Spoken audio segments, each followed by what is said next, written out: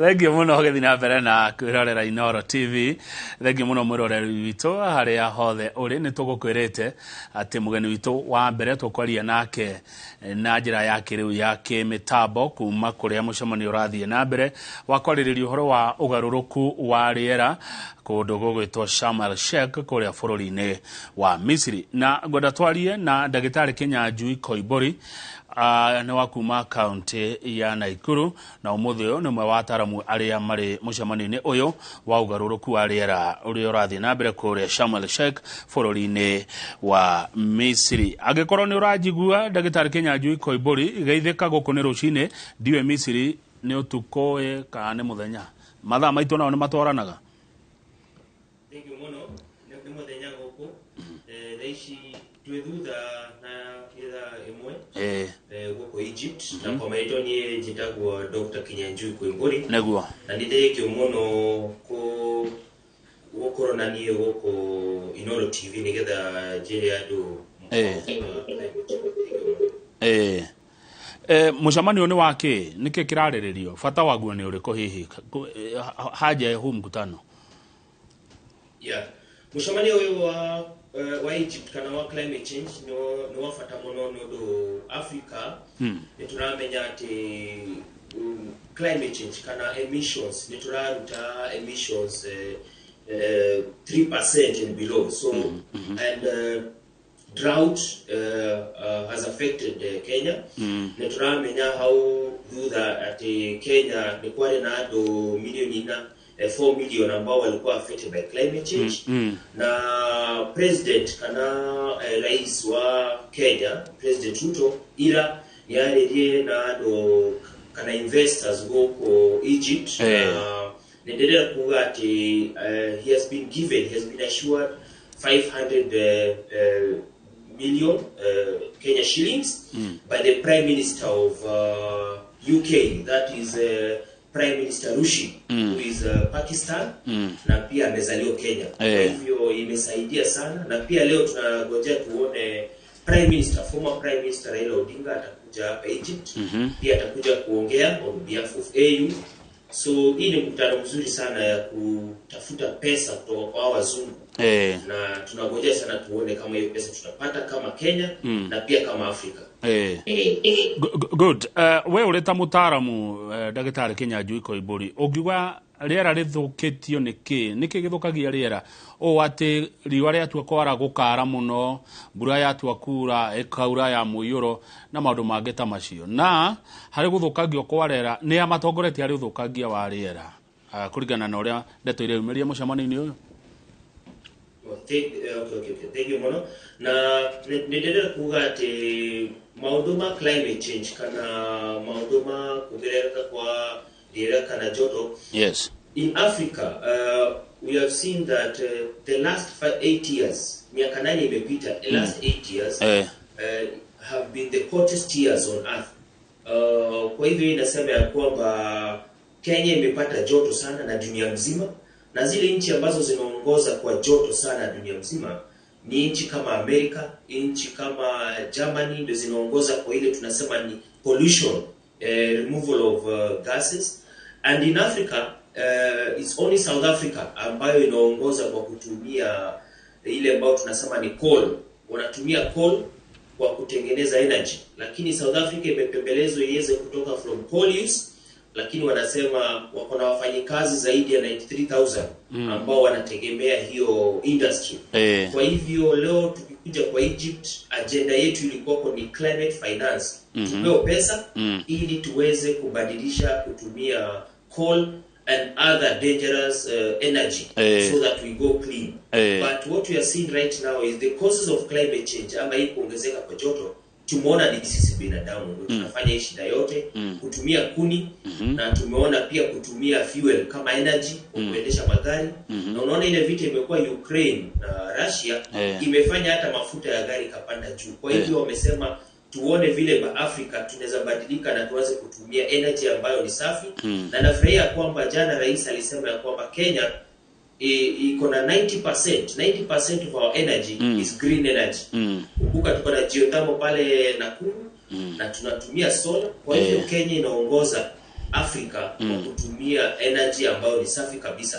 Kwa hivyo tunataka watulipe pesa kwa sababu sisi tunasaidia kusafisha the environment. Na kwa hiyo mkutano tulikuwa na viongozi wengi, tumekuwa na rais na tumekuwa na the former PS, that is Dr. Chris Kipto, and also the current PS nominee alikuwa hapa, that is Festus Ngeno, ambaye alikuwa CC wa environment pale Nakuru County. Kwa hivyo ni mkutano ambao ni mzuri sana, na pia kuna governors, kuna governor wa Koimburi amekuwa kwa mkutano, na Cecil Mbire amekuwa pale, na pia other governors. So ni kitu mzuri sana, tumeona viongozi sana wameingia katika mambo ya climate change. Tatwire atiriri no ndo wa mundu toy tondu nani hakwa no ndirarigwo coal ikaga atia kuri riera na ni waugo horo wa kuthira maguta okoni ta ngũ ndogo yo tondu niki ikaga we wita mutaramu niki cieka kwirera thina wacio niki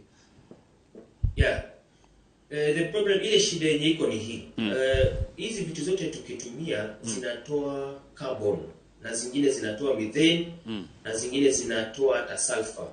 Lakini ukitumia coal inatoa carbon. Ile carbon ikienda kwa hewa inakuwa kama blanketi. Kwa hivyo ikiwa kama blanket, wakati jua imewaka ile joto inaingia ndani, haitoki nje. Na unajua ukijifunika na blanketi na mtu ambaye hajajifunika na blanketi, mtu amejifunika na blanketi anasikia joto zaidi. Kwa hivyo ile carbon ambayo inatoka kwa kuchoma kuni, carbon inatoka kwa kutumia mafuta ya gari, inaenda inakuwa blanket. Kwa hivyo kila mwaka tunaongezea blanketi kila wakati, we are adding more blankets on ourselves, so the earth is becoming more warm. Na pia ukiangalia upande wa animals, pia animals wanatoa another gas, kwa nini inaitwa methane, na methane inasemekana ni 40 times dangerous than carbon. Na unakumbuka in northeastern, jana the president alisema ya kwamba we have lost 2 million livestock in Kenya as in the beginning of this year. Hii inamaanisha hizo wanyama wote wamekufa. Wakikufa wana release pia methane. Na methane huwa inatolewa na animals ambao ni ruminants, wale ambao wanakula cud, they chew cud, wale ambao wanakula chakula tena wanairusha kwa mdomo. So it releases a lot of methane. Na pia landfills, pale ambao tunapanga takataka ikikaa mahali kwingi sana inatoa methane. Kwa hivyo ile ambao tunasema ni kumekuwa na mswada ama watu wamesema ya kwamba tuachane na nyama, tuachane na mambo na kukula nyama choma na ile mambo mengine. Na kama unataka kula nyama, ukule nyama ya kuku ambayo ni white meat, so that we don't create that market, tupunguze ile market na demand ya nyama. Kwa hivyo hizi gas zote zina cause what we call greenhouse warming, zinaleta ile ambayo tunasema ni blanketi, na dunia inakuwa na joto zaidi. Kwa maana unaona joto ikiwa mingi, ice inaanza kumelt from North Pole, na sasa hii maji kimelt inakuja kwa oceans. In fact wanasema with every degree increase in 1 degree inaleta increase in rise in water levels. Na unaona wale watu wanaishi pale kwa beach sana Mombasa, na watu wanaishi karibu na oceans, nyumba zao inasemekana kwa miaka inayokuja hizo nyumba zao zote zitakuwa ndani ya ocean. Kwa hivyo hata kama unataka kununua nyumba huko kwa oceans, kwa beach, you have to be very very careful. Okay. Huu sio mkutano wa kwanza wa kwarĩrĩria ũhoro wa climate. Kwanekĩka mĩcemanio mĩingĩ, ciĩranĩro ciĩkwo, promises mingi. Mũcemanio rita rĩrĩ ũrona gũkorwo tofauti atĩa na mĩcemanio ĩrĩa ĩngĩ yanekĩka mwena-inĩ wĩgiĩ kũhingia maũndũ marĩa mekwĩranĩrwo, tondũ ta rĩu ngĩrora speech ya President William Ruto nĩ aranegenaga nĩ mabũrũri ma thũngũ gũtũra matĩragia ũrĩa meranĩra. COP 27 the first meeting ya COP ilikuwa ni 1995. Lakini mambo ya kuongea mambo ya climate ilianza 1992. Kwa hivyo from COP, the first COP, hii ndio tumeona ni muhimu sana, kwa sababu hii inaongea kuhusu Afrika peke yake. Hii ni mambo ya Afrika. Ile pesa ambayo walisema watakuwa kutupatia kila mwaka 100 billion US dollars COP 21, that is in 2015. In 2015 walisema watakuwa wanaweka kando 100 billion US dollars kila mwaka ili Afrika ipewe, ndio tuweze kutumia hiyo kufanya mambo inaitwa climate change adaptation and mitigation. Na mtu anaweza taka kuuliza ni kwa nini hii pesa tunapewa? Ni kwa sababu ya hii. tunasema ya kwamba wanakuja kutuambia tuache kutumia coal, tuache kutumia gas na hii mambo yote chafu, lakini wakumbuke ya kwamba hizi vitu ndio zimewasaidia kukua developed. Kwa hivyo tunawaambia kwa sababu mmekuwa developed at our expense, sasa mtulipe kwa sababu hamtaki tutumie hizo vitu ambazo zimefanya nyinyi mkaendelea.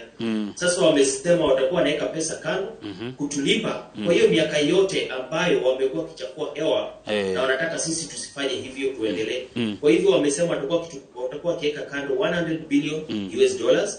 Na nataka kusema ya kwamba hii mwaka ninaona kuna mabadiliko kubwa. Kama Prime Minister jana walikuwa na mkutano, Prime Minister wa UK ambaye nimesema anaitwa Rushi, alikuwa na mkutano jana na Rais President that is Ruto, na wakasign agreement ya kwamba Kenya itapatiwa 500 million Kenya shillings. Hii pesa ambayo amesema ataipatia Kenya. Kwa hivyo hii ukiona kama wanaweza kutoa 500 million Kenya shillings, tuko na imani ya kwamba ile pesa yote ambayo wamesema watakuwa kusaidia na Afrika wataileta, na tunaomba ya kwamba sasa tuweze kupata hiyo pesa kwa haraka iwezekanavyo.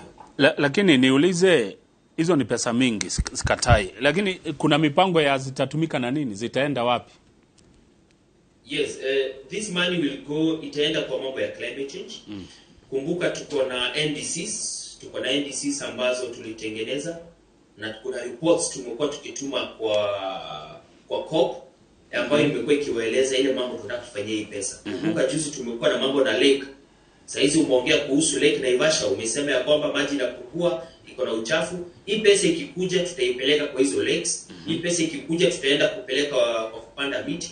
Ruto alisema ya kwamba anataka tupande 5 billion trees kwa miaka 5 inayokuja na 10 billion trees in the next 10 years. Kwa hivyo hii pesa itaenda kununua ile miti ya kupanda. Kwa hivyo kama kuna wakulima wa kupanda miti, wajue sasa kuna pesa wataanza kupata.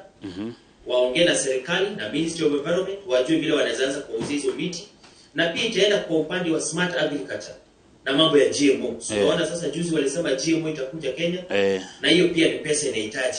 Wakulima wanahitaji kununua mbegu, sababu tumeona pia GMO tukiendelea hapo mbele itakuja kutusaidia kwa sababu tumeona climate inabadilika na watu wanahitaji kupata chakula kwa haraka iwezekanavyo, kwa sababu wamesema the population of the world saizi tunaenda kufika mahali wanasema tipping point. Itafika mahali dunia haiwezi kusupport watu. Saizi tuko around 8 billion, 7 billion na itafika mahali tunaelekea 9 billion, 10 billion. Nchi haiwezi kusupport watu. Hakuna land, there is no space and there is no food.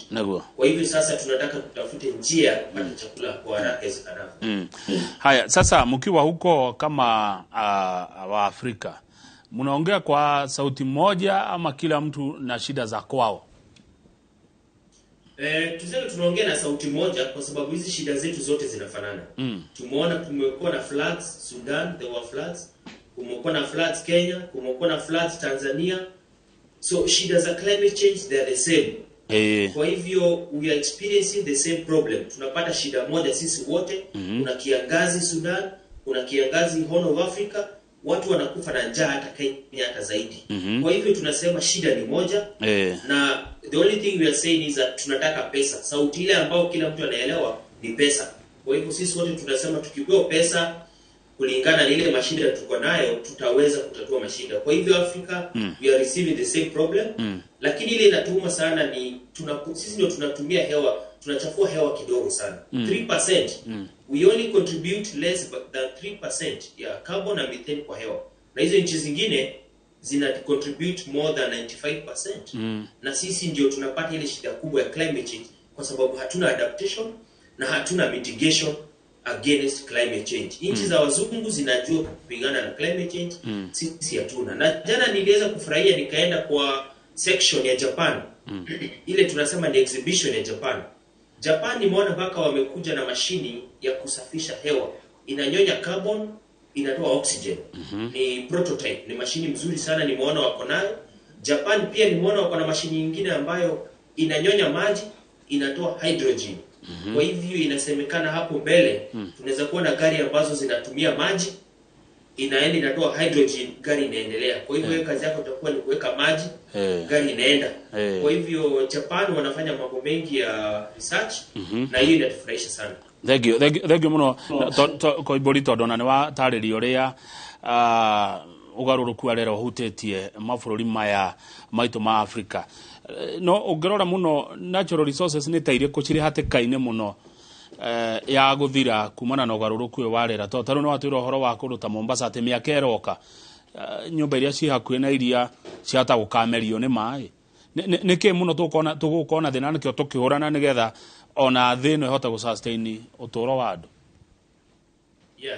Natural resources kwanza zile zitapotea sana ni mambo na tourism, animals. Itafika mahali tumeona over 200 elephants have died for the past 5 years in Kenya.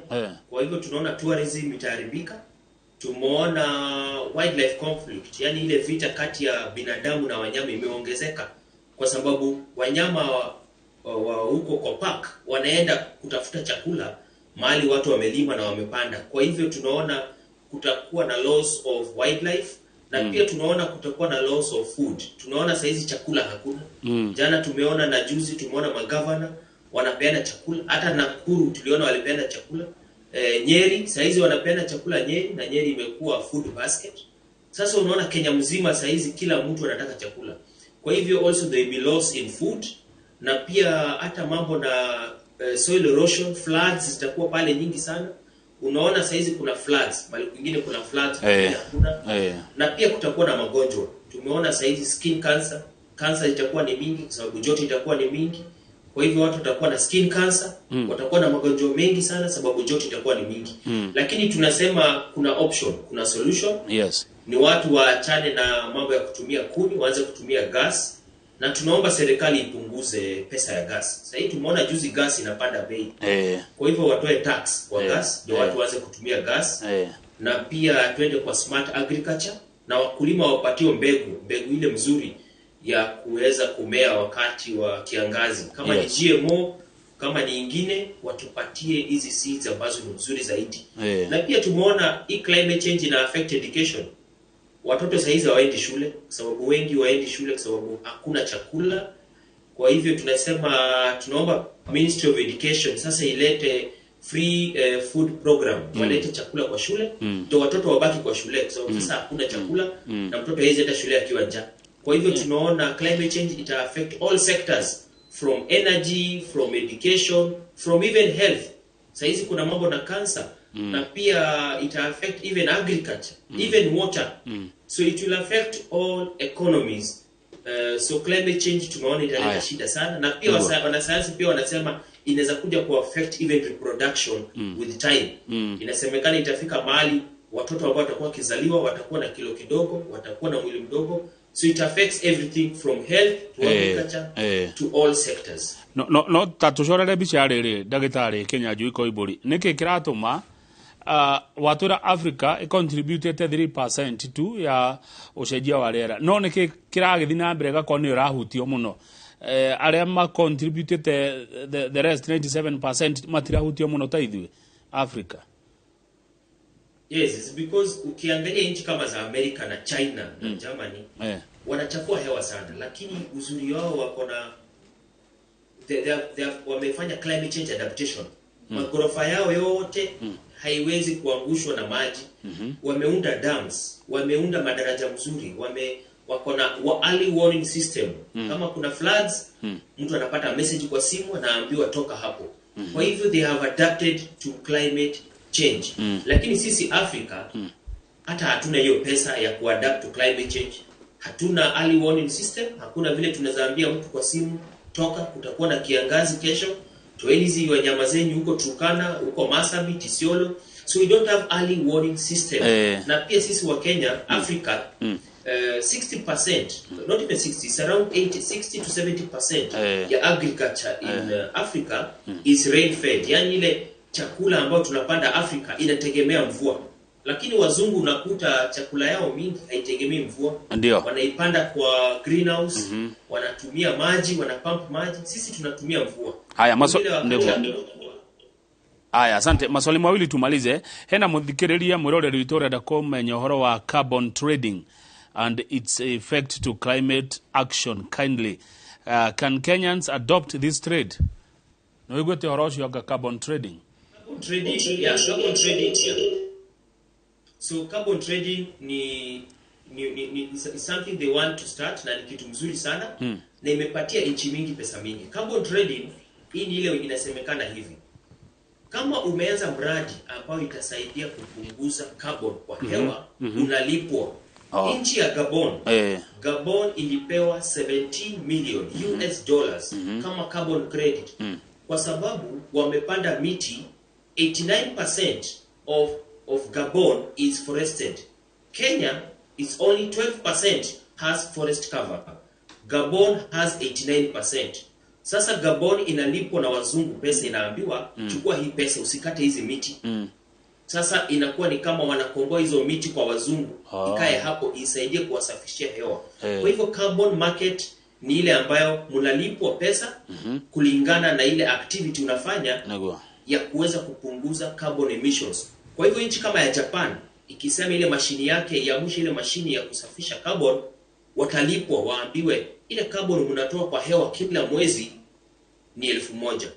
Na tunasema kila carbon tunalipa milioni 1. Kwa hivyo kama ametoa 1,000 itakuwa 1 million times 1,000. Kwa hivyo Kenya tukiendelea kupanda hata hizi miti tutaanza kulipwa. Na tunaona nchi ya Afrika kama Gabon, because they have 89% forest cover, walilipwa zaidi ya 17 million US dollars per year. Na hiyo wanapata hiyo pesa kila mwaka 17 million US dollars. So in Kenya, this is something that we can do, na nataka sana wa Kenya waangalie hiyo mambo. Sababu rais amesema pia mambo ya carbon credits ni kitu ambayo ataangalia na watu waanze kuingilia hiyo kazi. Thegio Ndagĩtarĩ Kinyanjui Koimburi reke wabe onywe kahua, wabe okuda kahua na ni gude ni tugucoka tuthie na mbere ndukarenge mutambo ni gucoka kuri we ihinda ritari haraya. Ucio ni Ndagĩtarĩ Kinyanjui Koimburi, ni tucoka kuri we ari kuria Sharm el Sheikh bururi-ini wa Egypt kuria kwina kĩgomano gĩa kwarĩrĩria ũhoro wa rĩera.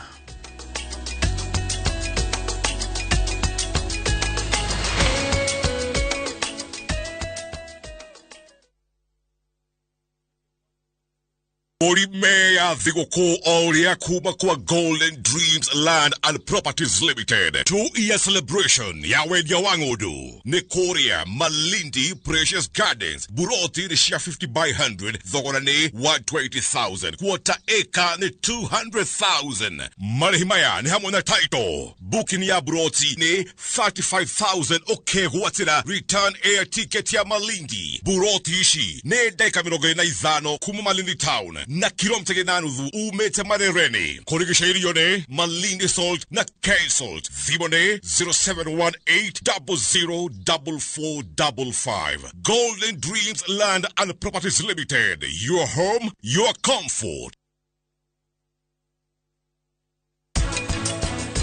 Wakaita tiu dehera mai makunywa.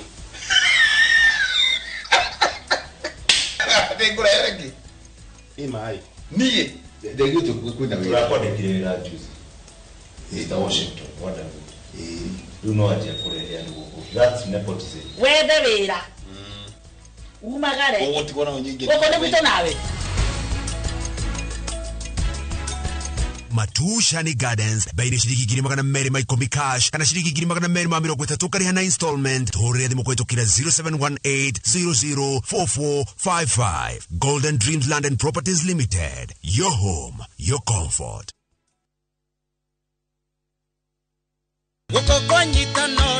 Nigithagia gucacia emithemba yothe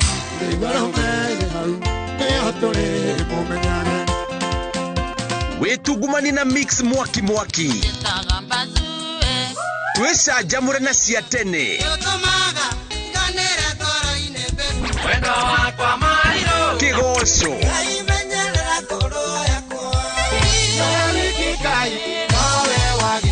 tugacoka riko tugagucamithia iria hiũ kuma wathie ndukahĩtũkwo nĩ mwago ũyũ thĩinĩ wa Mwĩgangaro Live na DJ Smiles mena Nyambura wa Kabui o mwambĩrĩrio nginya wa gatano kwambĩrĩria thaa 10 cia hwaĩ-inĩ. Ukire Mundu kura ndatungaga wa ndugu. Owe koria ndirauga utaguthumbura nikuhikia waceke. Ni ndakurekeire tene muno.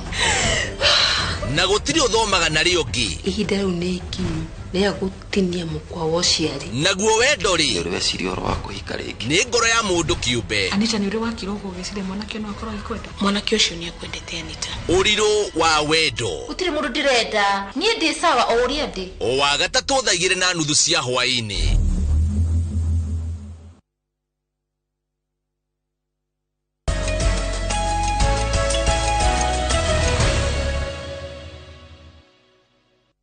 Good, thank you. Githina mbere na kwirorera Inoro TV ni twamba twikiria na nigwenda tuthina mbere na ndereti ya ugaruruku wa rĩera mucemanio uria urathii na mbere kuria Sharm el Sheikh bururi-ini wa Misiri na umwe wa aria amekuo ni mutaaramu kuma Kenya wa maundu ma rĩera ugwitwo Ndagĩtarĩ Kinyanjui Koimburi kwao ni county ya Naikuru na ni njui Ndagĩtarĩ Kinyanjui Koimburi no urajigua turi hamwe. Hihi ni maundu mariku ungehota kuuga gukinyeria riu mahotete kuiguithanirio no cio gakwa ni uhoro muthiru no gweterera kuhingio?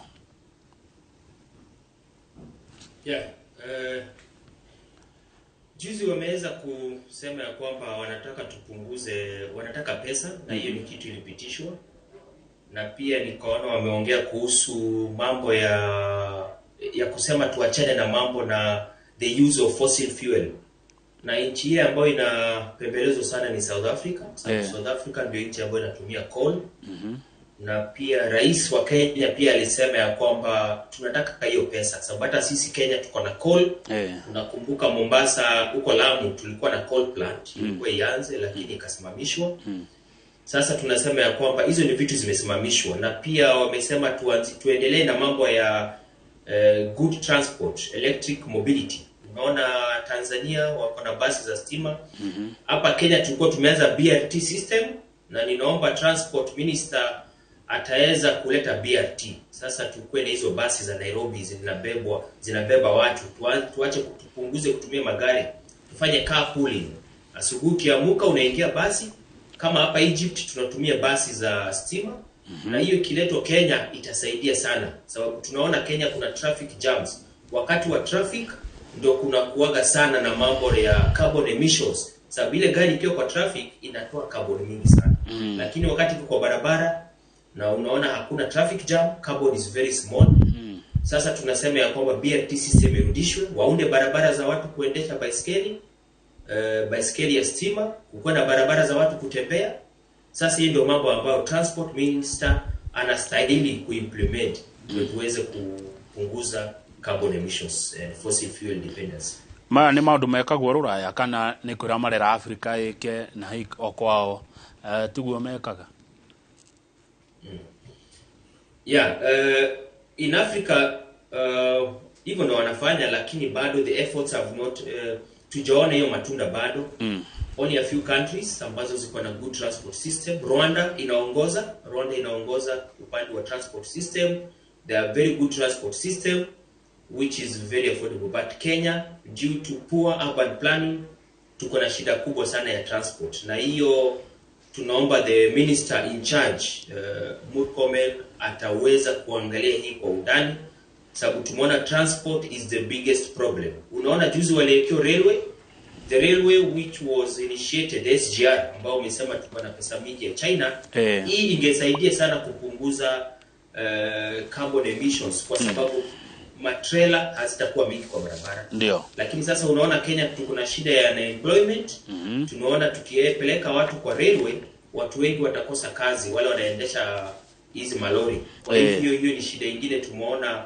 We have to balance. Lazima tufanye balance between employment na carbon emissions. Ndio. Sasa tukisema tuende njia ya technology, watu wengi wanaweza kosa kazi. Lakini kuna kazi mingi sana kwa green economy ambayo nitaongelea baadaye. Aya, ukiangalia we mwenyewe umetuambia Ndagĩtarĩ Kinyanjui Koimburi ati mucemanio wa mbere wa muthemba uyu wekirwo 1995. Umuthi twe 2002 twe mwaka wa 2022 akodira hitio ni kindu miaka 27 kuri undu wanakinyanira tumeachieve? Kuna kitu tumeachieve tangu mkutano wa kwanza? Yes, there has been kumekuwa na vitu tumeachieve kama hii COP21 ambayo ilifanyika 2015. Hapo ndo tulisema tuanze kupanda miti na tukasema kila nchi itapanda miti, na nchi zilisema zitaweka 10%. Kama Kenya ilisema itapanda 5.1 million hectares itakuwa na miti, hiyo ni 10%. Tunaona nchi kama ya Tanzania pia imesema 4.8 million, Uganda pia iliweka yake, Rwanda iliweka around 4 million. Kwa hivyo tunaona from all these meetings za COP, saizi nchi zimeanza kuwa mingi. 1995 nchi zilikuwa pale kwa miti zilikuwa kidogo kama 10. Saizi kama leo Egypt tumeona nchi zaidi ya 130 zimekuja, na pia delegates zaidi ya 30,000 delegates wamekuja hapa Egypt. Kwa hivyo tunaona watu wameanza kuongea zaidi kuhusu mambo ya climate change. Na hii ni mambo imesaidia kwa sababu sasa unaona from these climate change meetings tumekuwa na ban on plastic. Kenya hakuna use of single use plastic. Kwa hivyo these meetings zimesaidia kupunguza mambo na plastic. Zimeweza kusaidia nchi kama Germany na zingine zimeacha kutumia coal. Kwa hivyo coal imeanza kuacha kutumiwa kwa nchi kama Germany wamewacha, Russia pia wanaendelea kuacha na nchi zingine. Kwa hivyo hizi COP meetings zimesaidia sana kwa sababu sasa tunaanza kuambia watu mkitumia hii in the next 20-30 years the world that we see, hii dunia tunaona itakuwa na shida. Na saizi wanasema tunataka kupunguza temperature isifike 1.5 degrees centigrade. Saizi imeongezeka na 1.17 inaenda ikiongezeka. Kwa hivyo tunasema tusipopunguza, kama saizi watu 4 million in Kenya wamepata drought in Kenya, na temperature imeongezeka na 1.2. Kumaanisha ikifika 1.5 tutakuwa na around 6 million 8 million Kenyans with a drought. Tukifika 2 degree increase inamaanisha Kenya zaidi ya watu milioni 20 watakuwa wamekufa. Kwa hivyo tutaki kufika hapo, na ndio kwa maana tunasema ya kwamba tuendelee kupunguza the use ama the increase of greenhouse gases. Ndo tuigua cigetwaga Kyoto Protocol ante Paris Agreement, icio nĩ kuga atia? Kila mwaka wanaziita jina tofauti. Sasa unakuta Kyoto Protocol ile ambayo ilifanyika pale 1992, Paris Agreement sababu ilikuwa in Paris ikaitwa Paris Agreement. Hii kwa Egypt pengine wataipatia jina nyingine, wanaziita Sheikh Mahmoud Paris Agreement or something. But every year COP inafanyika different countries. Next year inasemekana itakuwa I think Saudi Arabia, the next meeting COP28. So every year there is an agreement na inapewa jina kulingana na president ambaye amesimamia COP in that country. Lakini ile tunasema ni ya kwamba ni African countries wameambia hizi nchi hata jana wapunguze ile mikakati, wapunguze barriers ya kupata ile pesa. Wameona there are so many barriers. Unakuta Afrika wakitaka kupata ile pesa wanaambiwa leta hii barua, hii pesa utaenda kutumia wapi? But it is because of corruption cases in Africa. Tunapewa pesa, tunaenda kufanyia kazi nyingine na tunadanganyana. Unakuta pesa imepewa, wanasiasa wanaanza kuitumia kwenda nayo kupanda ndege, kwenda huku. Sasa unakuta ile pesa imepotea kwa kuweka meetings kwa maofisi, na hii pesa iliyeko itumika kwa ground. Kwa hivyo corruption is the biggest problem, na African countries must reduce corruption. Ndio ile pesa wapewe bila shida. Good. Na ndio pesa zifanya kazi ambayo zimekusudiwa kufanya. Ukirora agreement ici kana protocols ici ni cikoragwo hii na close kana kama harikaroiga ni hatua ile kwengioerwo mundu uria ukuviolate, mundu uria utegufuata. Tarure mono igwa bururi ng'ani ukiuga ni tweheria protocol ino, ni tweheria agreement ino, ni cikona hatua yenye itachukuliwa dhidi ya aria mategufuata uria kwaiguana. Hakuna the problem is ile shida yenye iko the agreement are not binding. Na unakumbuka some few years back wakati Donald Trump alikuwa rais wa Amerika, alifanya America ikatoka from the Paris Agreement. Lakini wakati Biden aliingia akarudisha Amerika kwa Paris Agreement. Kwa hivyo unaona ya kwamba various presidents hawataki mambo ya climate, wengi wao, sababu unakuta kama Donald Trump ameinvest kwa mambo ya oil. Kwa hivyo ukimwambia ende kwa Paris Agreement ama COP meetings ambazo zinasema msiuze mafuta na yeye ako na interest kwa oil industry, inaleta shida. And then you find most of the presidents in the world, even in Africa, wanapata campaign money. Campaign money comes from fossil industry. Wanapewa pesa ya campaign na makampuni ya mafuta. Sasa huyo mtu hawezi enda kuleta sheria ya kusema ya kwamba tunataka tusitumie mafuta. So that's why you see that we need political goodwill. Na ile shida yenye iko ni hizi sheria they are not binding.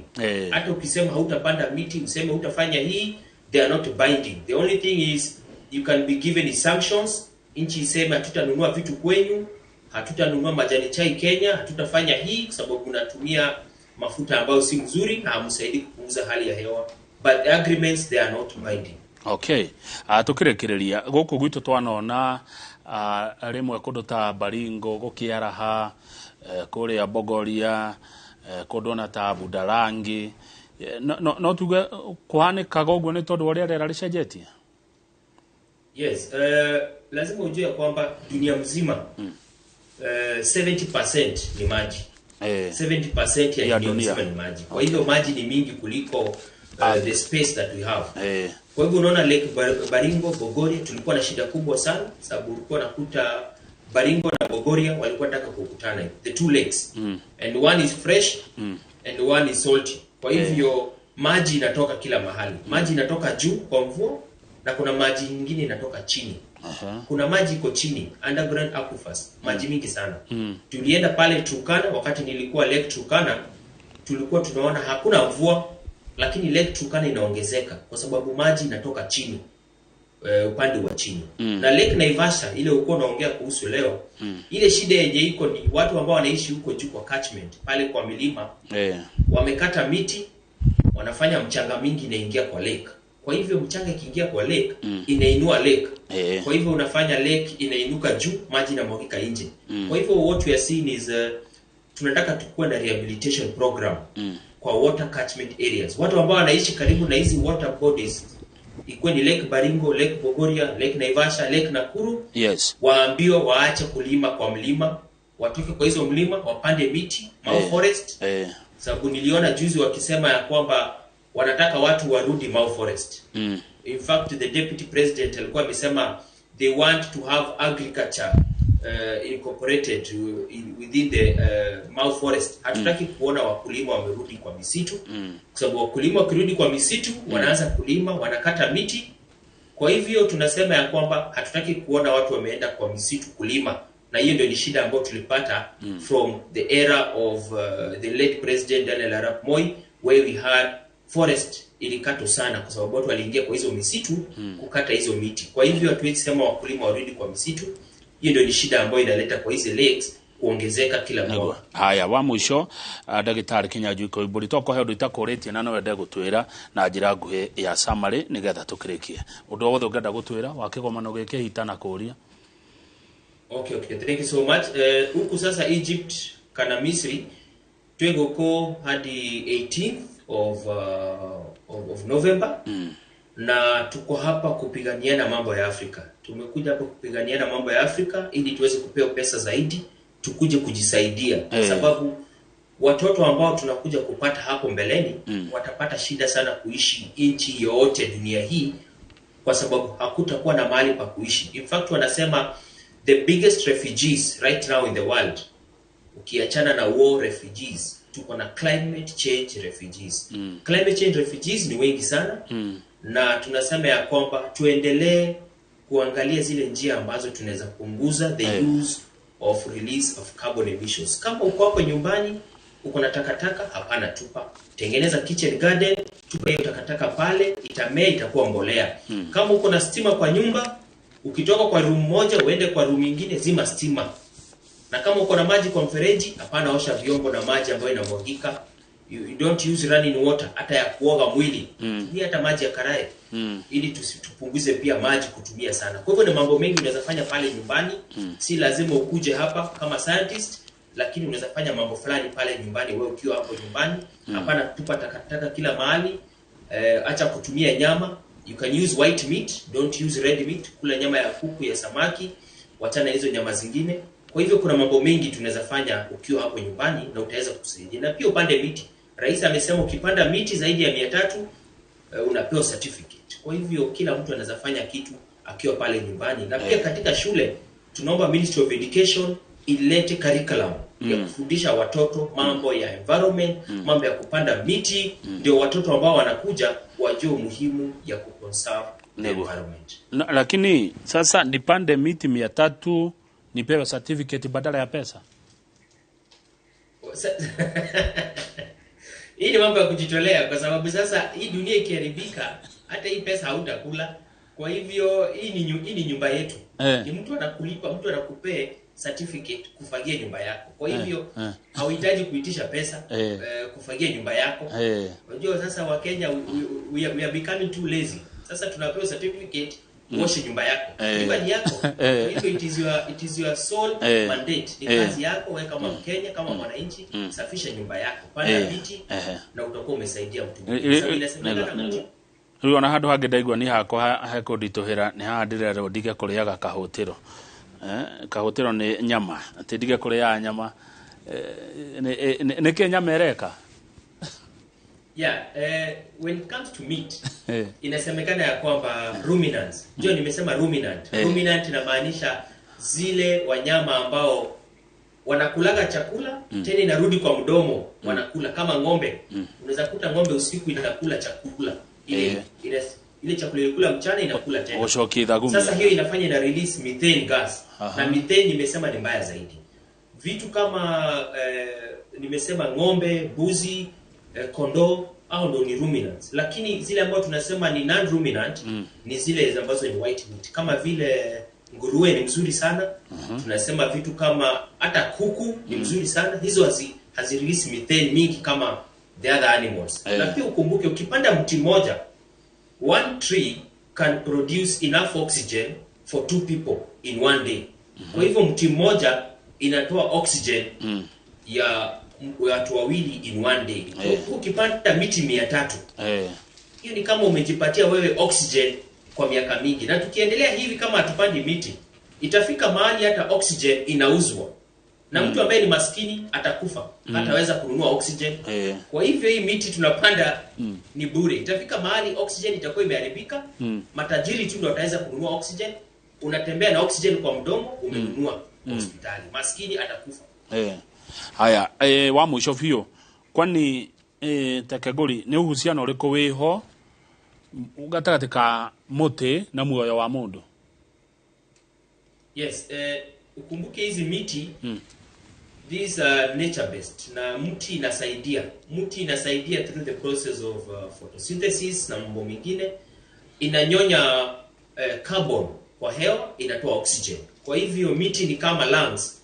Miti inasaidia kusafisha hewa. Kwa hivyo tukipanda miti ile uchafu yote iko kwa hewa inatolewa. Na ukumbuke ukitumia carbon inakaa kwa hewa. Ukichoma makaa saizi utoe carbon, inakaa kwa hewa zaidi ya miaka 200.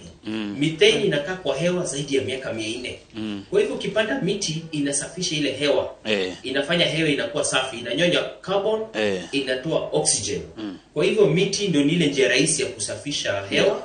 Kwa hivyo unajua ukipanda miti umejisaidia kuongeza oxygen kwa hewa. Kwa hivyo miti inasaidia kuongeza oxygen.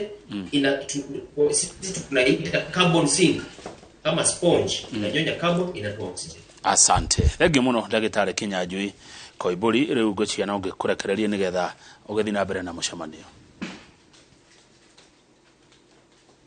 Asante sana. Ucio nĩ Ndagĩtarĩ Kinyanjui Koimburi, nĩ mũtaaramu wa rĩera arĩ kũrĩa kũndũ gwĩtwo Sharm el Sheikh bũrũri-inĩ wa Misiri. Reke tũkinyie hau nĩgetha Njoroge oke na Ndagĩtarĩ Paul Kanyi matũhe cia gĩthomo kĩa ũmbũkia wa ndege titagwo kumago.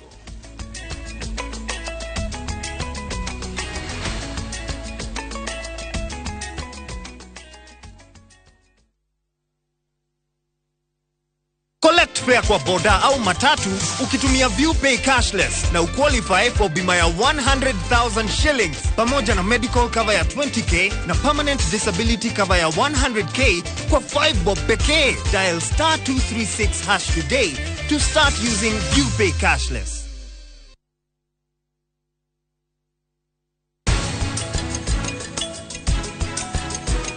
Ewe arenda wĩira. Nĩgithĩ wendo kwendaga kĩonereria. Nĩ kĩonereria kĩrĩkũ kĩngĩ ũrenda?